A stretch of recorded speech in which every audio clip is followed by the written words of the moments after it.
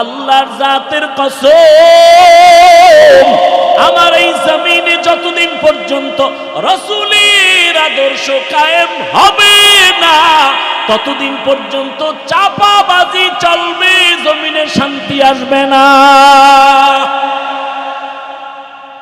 চাপাবাজি চলবে, দিয়ে দিব সব, এইভাবে চলবে, জমিনে শান্তি আসবে না। শান্তির ঠিকানার নাম ইসলাম। শান্তির ঠিকানার নাম কি? ইসলাম। ইসলাম ছাড়া সব অশান্তি। এইবার আল্লাহ তাআলা রহমতের নবী পাঠায় দিলেন, শান্তির দূত বানায়া। আল্লাহর কোরআনও দিয়া দিলেন। এই কোরআন আর রসুলের আদর্শ দুই জিনিস যারা মানবে, এদের জন্য দুনিয়ায় শান্তি, পরকালেও শান্তি, দুনিয়ায় সম্মান, পরকালেও সম্মান। সুলাইমান পয়গম্বর গোটা দুনিয়া চালান নাই, বাদশাহ জুলকারনাইন গোটা দুনিয়া চালান নাই, ইউসুফ নবী মিশরের অর্থমন্ত্রী ছিলেন না, রহমতের নবী মদিনার রাষ্ট্র পরিচালনা করেন নাই। তাহলে আমি বলি, ফুলের সাথে যেমন ঘেরানটা লাগানো, ঠিক রাজনীতি আর ইসলাম আর কোরআন একসাথে লাগানো। ফুলের থেকে ঘেরান আলাদা হলে যেমন ফুলের কোনো দাম নাই, রাজনীতির থেকে আল্লাহর দ্বীন, ইসলাম, নবীর আদর্শ আলাদা করলে ওটা রাজনীতি থাকে না, দুর্নীতি হয়ে যায়। হ্যাঁ, আপনি রাজনীতি করেন না সেটা আলাদা। এখানে বহু আল্লাহর বান্দা আছেন যারা নামাজ পড়েন না, নাই? নামাজ না পড়া এক জিনিস, নামাজের বিরোধিতা করা আর এক জিনিস। যে নামাজ পড়ে না তাকে গালি দেওয়া যাবে না, কারণ তার অন্তরে আগ্রহ আছে, সুযোগ পেলে পড়বে। আর যে ব্যক্তি নামাজ পছন্দ করে না তাকে ছাড় দেওয়া যাবে না, কেন? তার ঈমান বিদায়ের পথে। যে আল্লাহর পর্দার বিধান মতো পর্দা করে না সে মুমিন, তাকে গালি দেওয়া যাবে না। যে পর্দার বিধানের বিরোধিতা করবে তারে ছাড় দেওয়া যাবে না, কারণ সে বেঈমান। যে দাড়ি রাখে না তাকে গালি দেওয়া যাবে না, সে মুমিন। কিন্তু যে দাড়ি পছন্দ করে না তাকে ছাড় দেওয়া যাবে না, সে বেঈমান। ইসলামী রাজনীতি যে করে না তাকে গালি দেওয়া যাবে না, সে মুমিন। সুযোগ পেলে করবে। কিন্তু যারা ইসলামী রাজনীতি পছন্দ করে না তাকে ছাড় দেয়া যাবে না, সে ইসলামের ব্যানারে বেঈমান। তুকু যাও সুন্নতে আহমদ কুজা পা মুহাম্মদ কে বুয়দ নিসবত তোরা মান আহাব্বা সুন্নতি কৌলে রসুল মজদায়ে কানা মাই হামকুন কবুল। এবাদত কি? আল্লাহর হুকুম জীবনে বাস্তবায়ন করার নাম এবাদত। এবাদত কেন করব? এক নাম্বার টার্গেট রবের সাথে হবে মোলাকাত, দ্বিতীয় পুরস্কার হিসাবে পাবো আমরা জান্নাত। এবাদত কোন সিস্টেমে করব? একমাত্র মদিনাওয়ালা রসুলের আদর্শ অনুযায়ী। নবীর আদর্শে ব্যবসা করেন এবাদত, নবীর আদর্শ মেনে চাকরি করেন এবাদত, নবীর আদর্শ মেনে ঘুমান এবাদত, নবীর আদর্শ মেনে আপনি হাসি দিবেন এবাদত। আর নবীর আদর্শ বাদ দিয়া নামাজ পড়বেন, কাজে লাগবে না। নবীর আদর্শ বাদ দিয়া রোজা রাখবেন, কাজে আসবে না। সব কিছু হতে হবে নবীর আদর্শ অনুযায়ী। আর নবীর আদর্শ নাই এমন কোনো কাজ নাই। আঙ্গুলের নখগুলো কেমনে কাটবেন সেখানেও নবীর আদর্শ, চুলগুলো কেমনে রাখবেন কাটবেন সেখানেও নবীর আদর্শ। বুঝাইতে পারছি তো? তাহলে নবীর আদর্শ পারফেক্ট এবং পিওর, পবিত্র, বাকি সব আদর্শ নাপাক। আল্লাহ বুঝার তৌফিক দান করেন। আলহামদুলিল্লাহিল্লাযী জাআলাশ শামসা ওয়াল কমারা বিহিসবান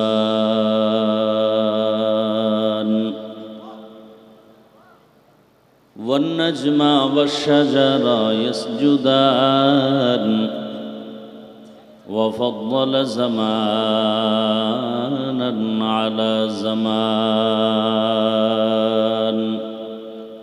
كما فضل مكانا على مكان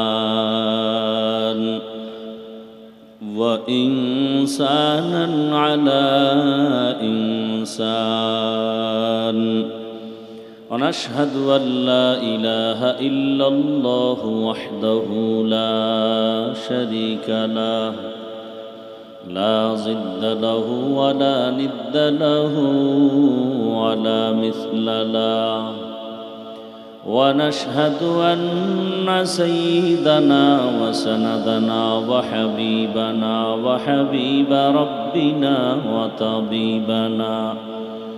وطبيب قلوبنا ومولانا محمدا عبده ورسوله. اللهم صل على محمد النبي الأمي وعلى آله وسلم تسليما. وبعد فأعوذ بالله من الشيطان الرجيم. بسم الله الرحمن الرحيم.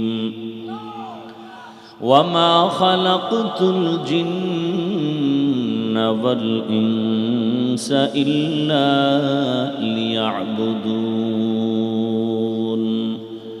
وقال رسول الله صلى الله عليه وآله وسلم: لا طاعة لمخلوق في معصية الخالق. صدق الله مولانا العظيم وصدق رسوله النبي الأمي الكريم. ونحن على ذلك من الشاهدين والشاكرين والذاكرين والحمد لله رب العالمين. سبحانك لا علم لنا إلا ما علمتنا إنك أنت العليم الحكيم. رب اشرح لي صدري ويسر لي أمري واحلل عقدة من لساني يفقه قولي. مومن جو فدا نقش کفے پائے نبی ہو، مومن جو فدا نقش کفے پائے نبی ہو، زیر قدم آج بھی عالم کا خزینہ ہو، زیر قدم آج بھی عالم کا خزینہ. گر سنت نبوی کی کرے پیروی امت، گر سنت نبوی کی کرے پیروی امت، طوفان سے نکل جائے گا پھر اس کا سفینہ، طوفان سے نکل جائے گا پھر اس کا سفینہ. عاشق ہو برادر شہنشاہ دو عالم، عاشق ہو برادر شہنشاہ دو عالم، مشکوں سے زیادہ مبارک جس کا پسینہ، مشکوں سے زیادہ مبارک جس کا پسینہ. کر دل میں طرف ہو میرے آقا کا زیارت، کر دل میں طرف ہو میرے آقا کا زیارت. ایک آن میں آئے نبی دخلا دے مدینہ، ایک آن میں آئے نبی دخلا دے مدینہ. لا الہ الا اللہ، لا الہ الا اللہ،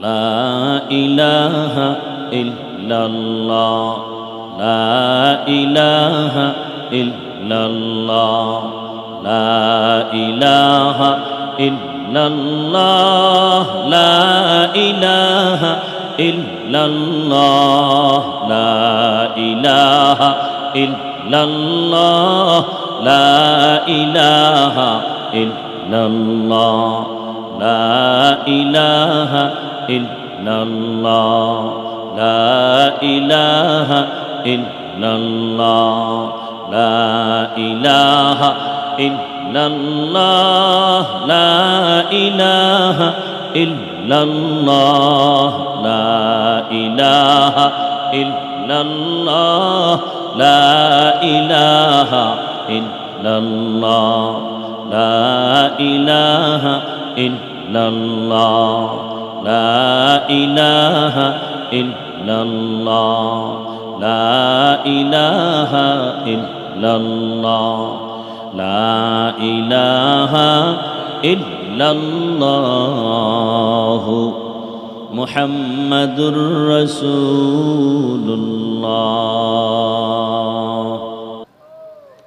আন্তর্জাতিক সিরাত কনফারেন্স কর্তৃক আয়োজিত আজকের এই ঐতিহ্যবাহী সাহারওয়ার্দী উদ্যানে আয়োজিত মহা এ সম্মেলনে উপস্থিত মুহতারাম সম্মানিত সভাপতি, প্রধান অতিথি, বিশেষ অতিথিবৃন্দ, হযরত উলামায়ে কেরাম, বিভিন্ন জায়গা থেকে আগত আল্লাহ পাকের আশিকিন, জাকিরিন, শাকিরিন, মুহিব্বিন, মুরব্বিয়ান এজাম, কলিজার টুকরা, সমবয়সী যুবক বন্ধুগণ, স্নেহের ছোট ভাই, পর্দার আড়ালে মা বোনেরা, আল্লাহ পাকের দরবারে শুকর যে আল্লাহ পাক আমাদেরকে সুস্থ রেখেছেন, আলহামদুলিল্লাহ। জীবনের এক অমূল্য সম্পদের নাম সুস্থতা। টাকা পয়সা বাড়ি গাড়ি সব আছে, কিন্তু আপনি অসুস্থ হয়ে জীবনের কোনো দাম। টাকা পয়সা বাড়ি গাড়ি তেমন নাই, কিন্তু আপনি সুস্থ, আপনার মতো সুখী কেউ নাই। আল্লাহ পাক আমাদের এই সুস্থতাকে দায়েমান কবুল করেন।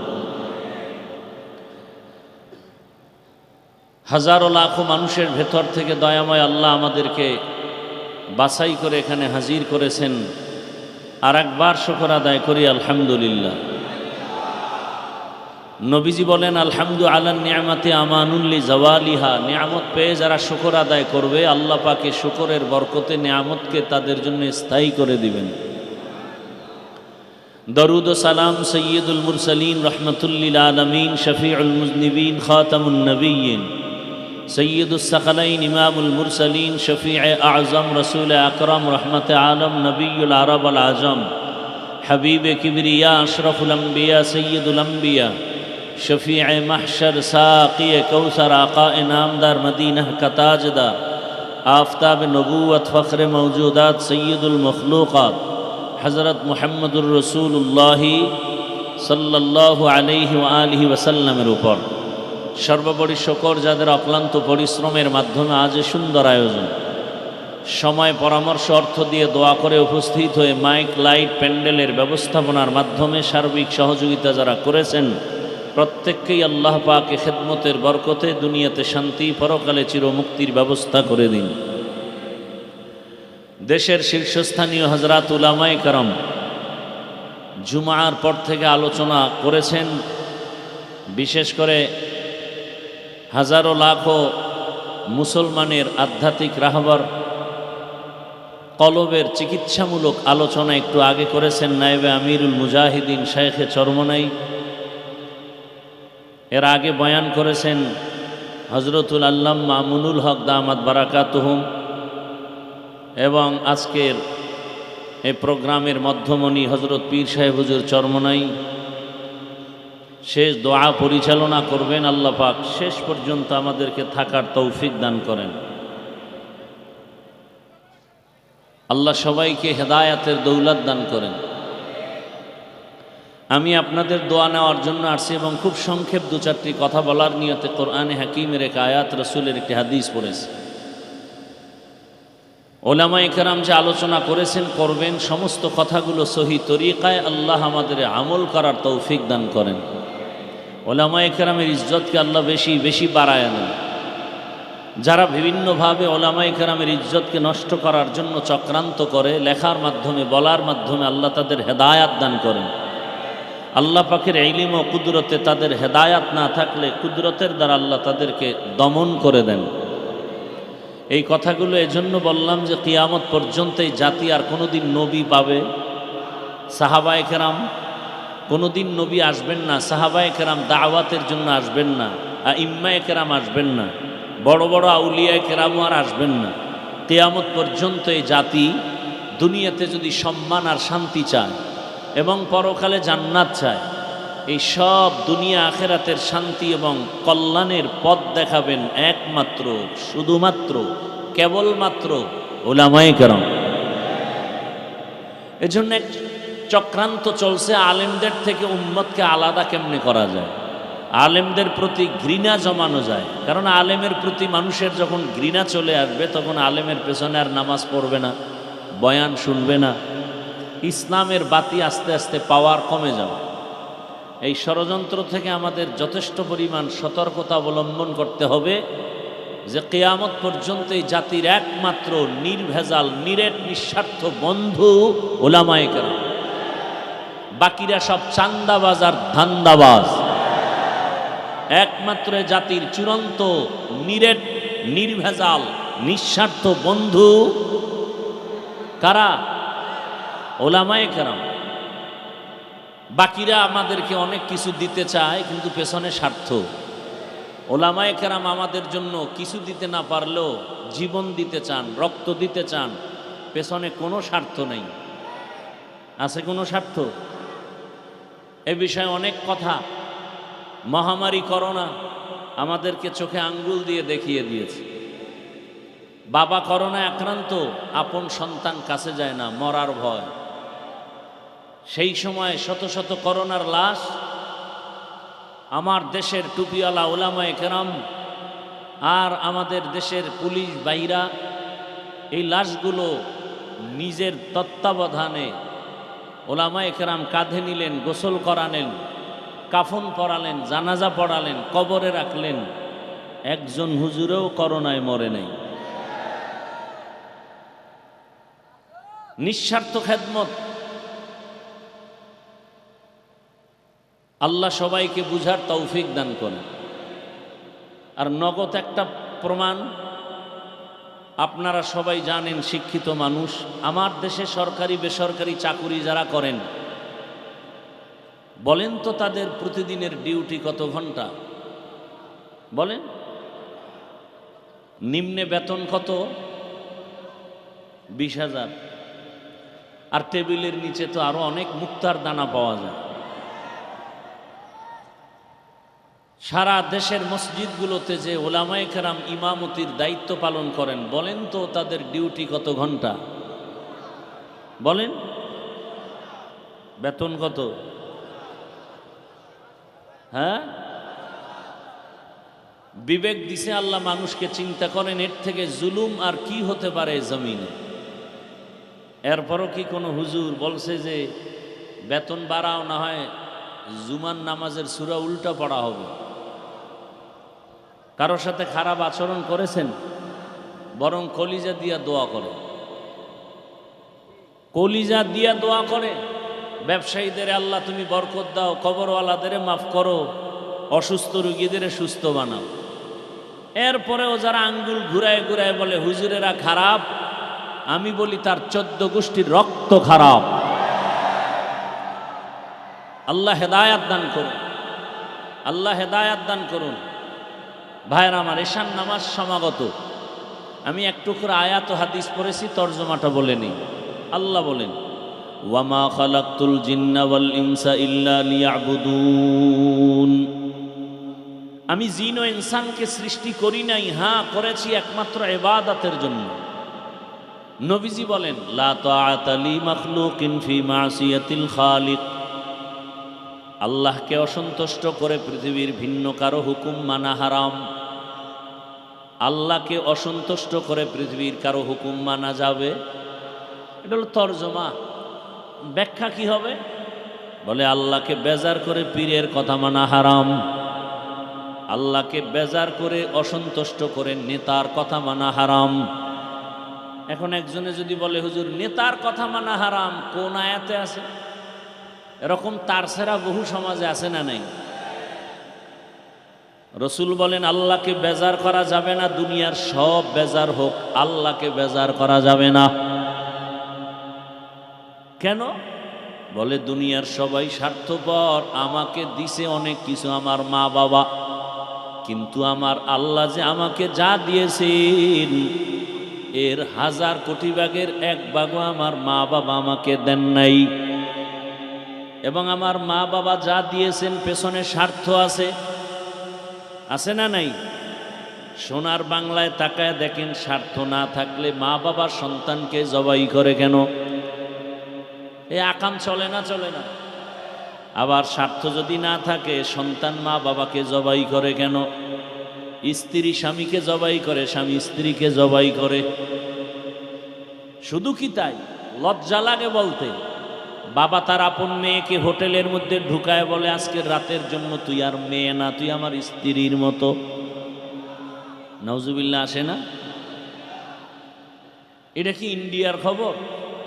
সোনার বাংলার তাজা খবর।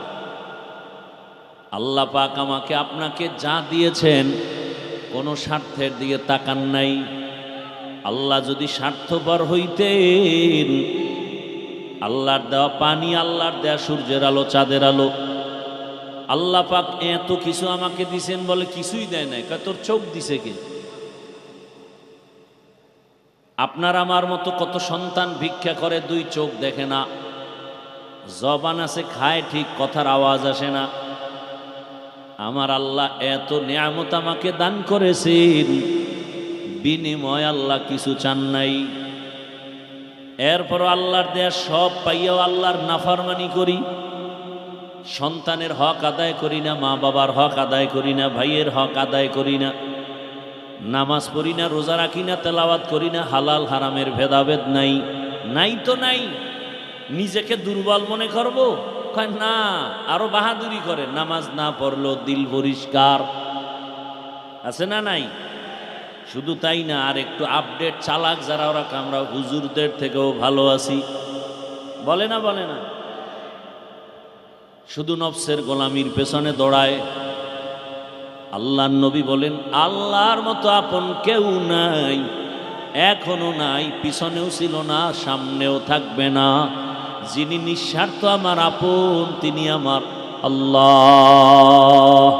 ইয়া ইলাহি মুঝসে মুঝকো দূর কর, তাকে দেখো মুঝ মে তুঝকো এক নজর। ইয়া ইলাহি तू मेरा माबूद है, या इलाही तू मेरा माशूक है।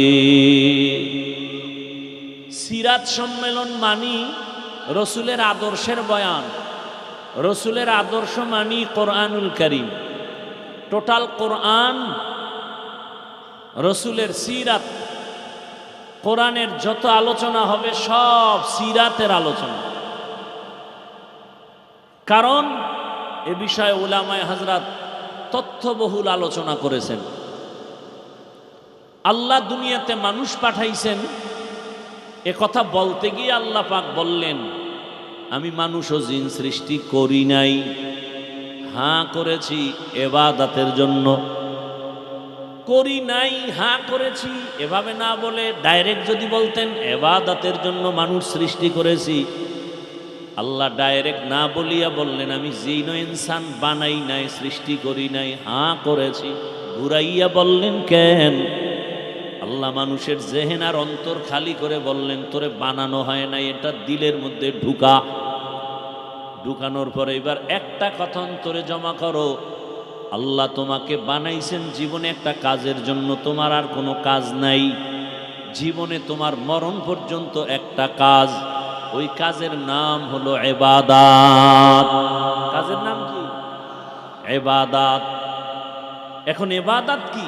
অনেকে মনে করে তসবিহ পদ হাতে নাও, মাথায় ভাগরি লাগাও, মসজিদে যাও, জিকির করো, এটা তোমার ইবাদত। না না, ইবাদত কি আগে বুঝতে হবে। ইবাদত কেন করব তাও বুঝতে হবে। ইবাদত কিভাবে করব তাও বুঝতে হবে। ইবাদত কি, ইবাদত কেন, ইবাদত কিভাবে, এই তিনটা কথা বুঝার চেষ্টা করি খুব সংক্ষেপ টাইমে। ইবাদত মানুষের জীবনের প্রতিটি পরতে পরতে ক্ষেত্রে আল্লাহর হুকুম কায়েম করা, বাস্তবায়ন করার নাম ইবাদত। মানুষের জীবনের শুরু শেষ প্রত্যেকটা সেক্টরে আল্লাহর হুকুম মানা, হুকুম মেনে চলার নাম।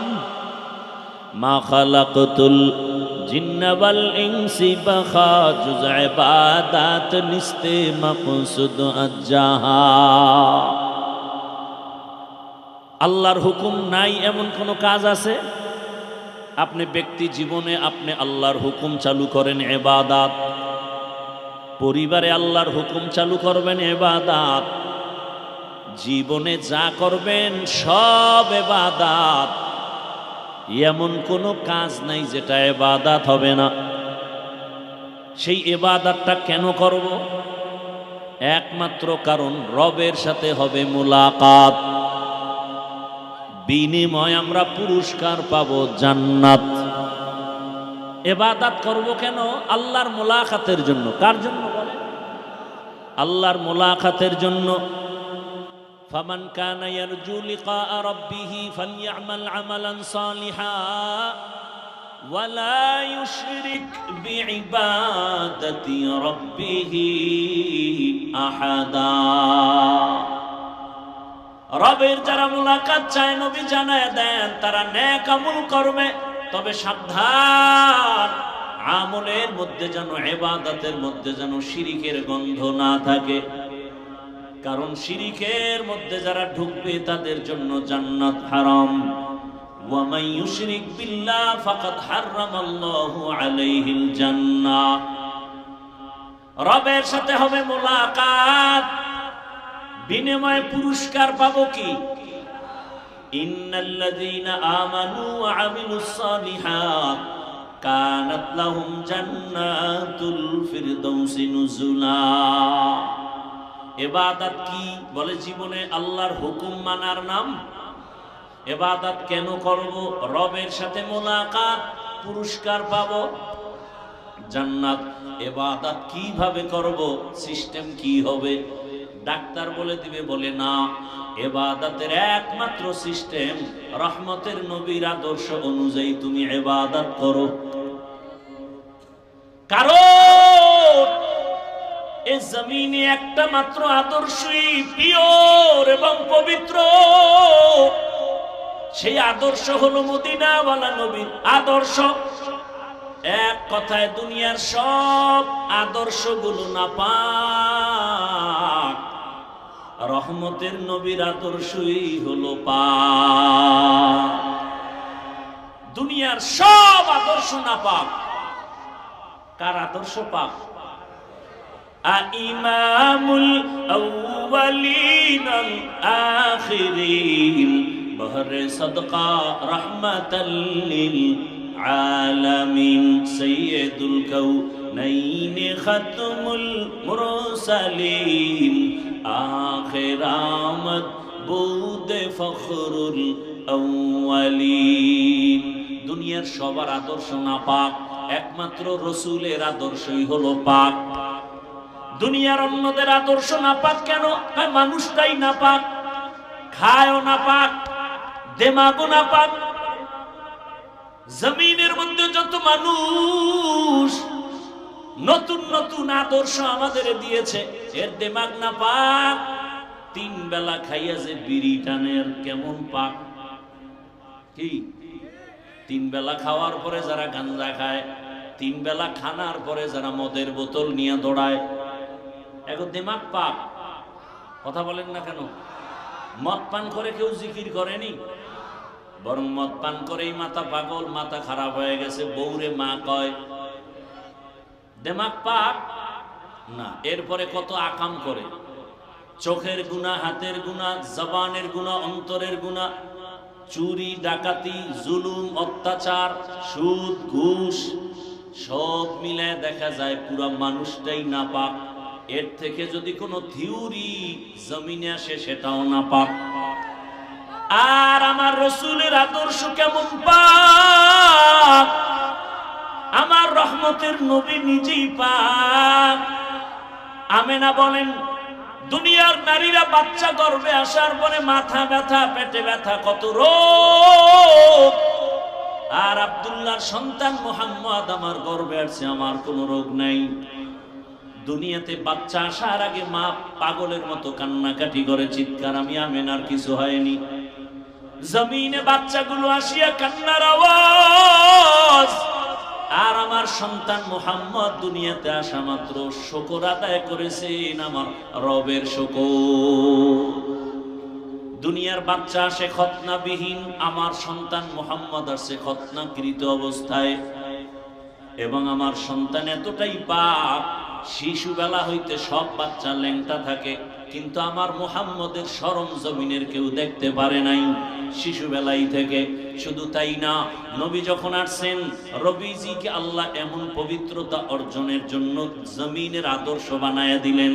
রহমতের নবী জিন্দেগিতে একটা মিথ্যা কথা জীবনে বলেন নাই, জীবনে কোনোদিন নবী কাউকে একটা গালি দেন নাই। রহমতের নবী হাজারো গালি শুনছেন, কোন গালির জবাবও দেন নাই। কেমন মায়ার নবী! রহমতের নবী কোনোদিন দুটো চোখ গরম করে কারো দিকে তাকান নাই। নবী যদি গরম চোখে কারো দিকে তাকায়, ও জাগায় আগুনে পুড়িয়া ছাই হয়ে যাও। কারণ আমার রসুলের মধ্যে সে পাওয়ার আল্লাহ দিয়া রাখছেন। আম্মা জান আয়েশা রাদিয়াল্লাহু আনহা বলেন, নবীজির ঘাম আমি বোতলে ভরে রাখতাম আর মেশক হিসাবে, আতর হিসাবে ব্যবহার করতাম। রহমতের নবী যেখানে কদম রাখেন, ওই জায়গা থেকে, ওখান থেকে মেশকের ঘ্রাণ। কেমন মায়ার নবী! রহমতের নবীর শরীর মোবারকে মশা মাছি পড়ে না, হারাম। মেঘের খণ্ড ছায়া দেয়, সূর্যের গরম যেন রহমতের নবীর কষ্ট না হয়। রহমতের নবী এতটাই পাক, এমন এক টাইমে মক্কা নগরীতে আসছেন, মক্কার জমিনের মানুষ ছিল না পাক। নিজে বাবা হইয়া কন্যা সন্তানের গলা টিপে মেরে ফেলে, কতটা নিকৃষ্ট। মক্কার মানুষ, নারী আর পুরুষ একসাথে হইয়া উলঙ্গ বাইতুল্লাহ তাওয়াফ করে। রহমতের নবীর আদর্শ নিয়া এই মানুষগুলো যখন দাঁড়ায় গেল, এতটাই পিওর আর পাক হয়ে গেল, আল্লাহ পাক লিস্টি পাঠায় দিয়া কয়, যা জিবরাইল আমার রসুলের কাছে লিস্টি দাও, মক্কার এই 10টা মানুষের আমি আল্লাহ বিনা হিসেবে জান্নাতের ঘোষণা দিলাম। তাহলে নবীর আদর্শ পাক, বাকি দুনিয়ার সবার আদর্শ না পাক। সারা বাংলাদেশের যুবকদের বলি, আজও বলে যাই, যুবক বাবারা, ব্যানার টানাও, 2 ফিট 3 ফিট ব্যানার বানায় বানায় লাগাও। 200 টাকা খরচ হলেও ব্যানার লাগাও, সারা দেশের মধ্যে আর ব্যানারে স্লোগান লেখো, দুনিয়ার সবার আদর্শ না পাক, মদিনার রসুলের আদর্শই পাক। আর একটা ব্যানার বানাও, ওই ব্যানারে লেখো, আল্লাহর জাতের কসম, আমার এই জমিনে যতদিন পর্যন্ত রসুলের আদর্শ কায়েম হবে না, ততদিন পর্যন্ত চাপাবাজি চলবে, জমিনে শান্তি আসবে না। চাপাবাজি চলবে, দিয়ে দিব সব, এইভাবে চলবে, জমিনে শান্তি আসবে না। শান্তির ঠিকানার নাম ইসলাম। শান্তির ঠিকানার নাম কি? ইসলাম। ইসলাম ছাড়া সব অশান্তি। এইবার আল্লাহ তাআলা রহমতের নবী পাঠায় দিলেন, শান্তির দূত বানায়া। আল্লাহর কোরআনও দিয়া দিলেন। এই কোরআন আর রসুলের আদর্শ দুই জিনিস যারা মানবে, এদের জন্য দুনিয়ায় শান্তি, পরকালেও শান্তি, দুনিয়ায় সম্মান, পরকালেও সম্মান। এরে নবীর উম্মতের দল, আল্লাহর কোরআন রসুলের আদর্শ ছাড়াই জমিনে শান্তি কোনোদিন কেউ দিতে পারে নাই, কিয়ামত পর্যন্ত পারবেও। আচ্ছা বলেন তো, আমরা যে কোরআন রসুলের আদর্শ মানি, ইসলাম মানি, এটা একটু একটু দুর্বল না? কি বলেন আপনারা? আল্লাহর কোরআন রসুলের আদর্শ, ইসলাম, এগুলো দুর্বল? মোটেও দুর্বলতা নাই। অনেকেই বলে মানুষের জীবনের সব বিষয়ের সমাধান ইসলামে, কোরআন হাদিসে আছে না নাই? বলেন। কোন বিধর্মী জিগাইল, ও ভাই তোমার ইসলাম কেমন? তা আপনি কি বলবেন? যে মানুষের সব বিষয়ের সমাধান আছে, তবে একদিক থেকে আমগো কোরআন আর ইসলাম একটু দুর্বল। বলে সেটা কি? বলে রাষ্ট্রের ব্যাপারে ইসলামে কিছু নাই, কোরআনে কিছু নেই। কি আপনারা একমত এই কথা? আছে? তাহলে কেন বলেন ইসলামে রাজনীতি নাই? কেন বলেন? বরং আমি বলি, সূর্যের সাথে আলোটা যেমন লাগানো, রাজনীতির মধ্যে ইসলাম নাই তো এটা রাজনীতি থাকে না, এটা দুর্নীতি হয়, পেটনীতি হয়। পৃথিবীতে রাজনীতি মানি ইসলাম। সুলাইমান পয়গম্বর গোটা দুনিয়া চালান নাই, বাদশাহ জুলকারনাইন গোটা দুনিয়া চালান নাই, ইউসুফ নবী মিশরের অর্থমন্ত্রী ছিলেন না, রহমতের নবী মদিনার রাষ্ট্র পরিচালনা করেন নাই।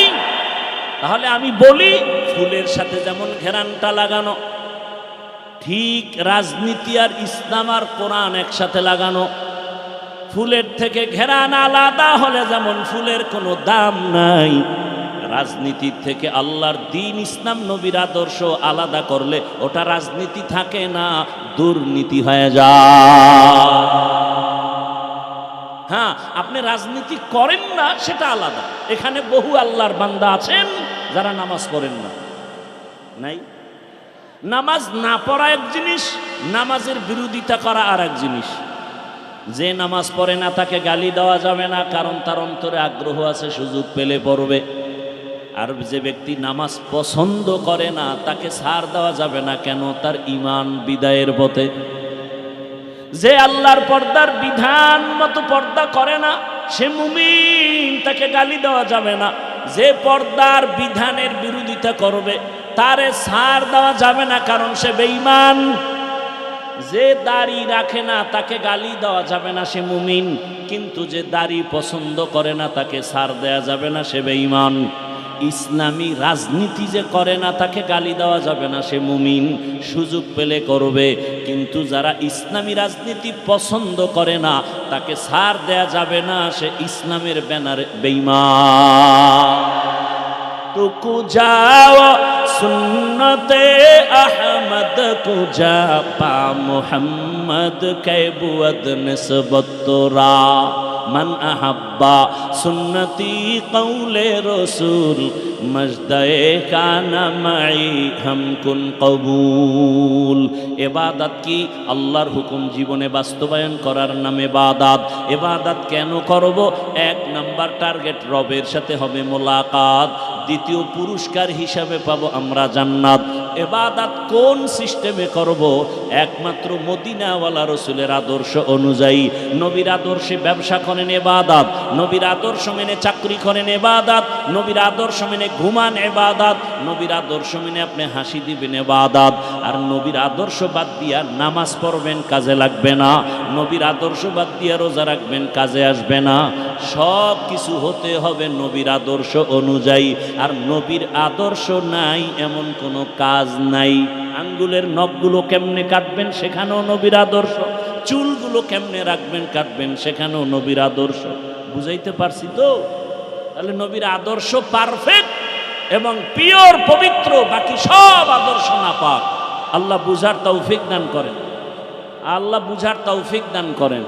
মুসিবত থেকে আল্লাহ পাক হেফাজত করেন। রসুলের আদর্শওয়ালা জীবন আল্লাহ আমাদেরকে দান করেন।